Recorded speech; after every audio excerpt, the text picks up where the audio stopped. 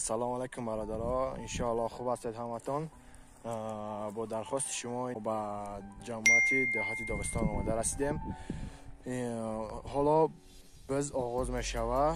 با دقت تماشا کنید تا آخر ویدیوهای ما را. لایک و کامنتری از یادتان نبرید.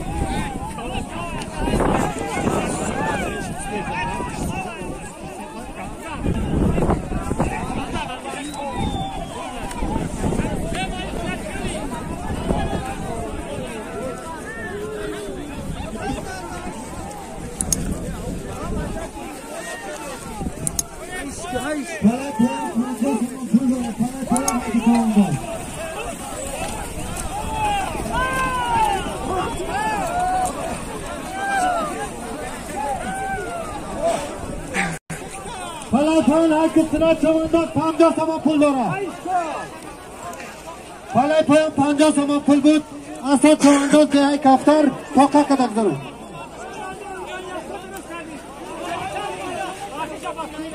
اصلا چمنداز جای کفتر پاکه کدک داره.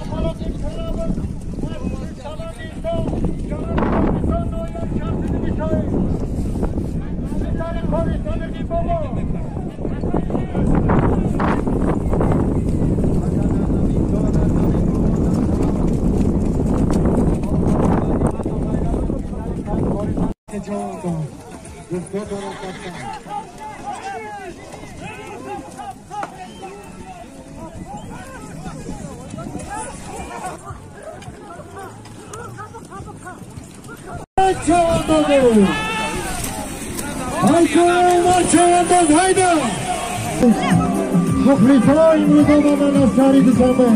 آفرینه قسمت همراهیم بشوشید باز و افتخاری همین مردمی داغستان امروز آمدن. پلایپان های بفری پلایپان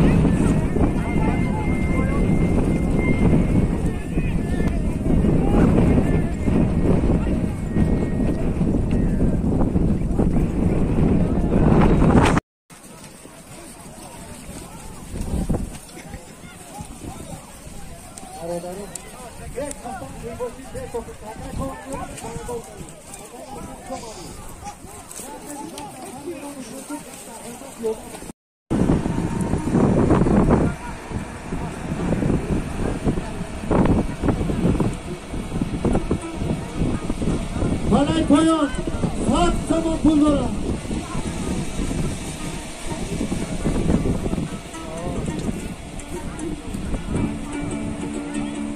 بزرگی چوانداز دهی بلندی ناحیه میدین آباد پسری شیخی صدرالدین معاصر رئیس بازار شامدی به این سرزمین ما جماعت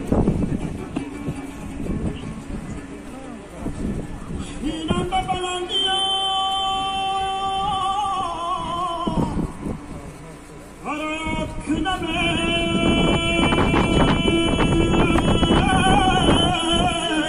hayda çavaندار همچین نما پس تقیت من نمایان کنم امراوی تک جوان پول پلای پایان های که چواندار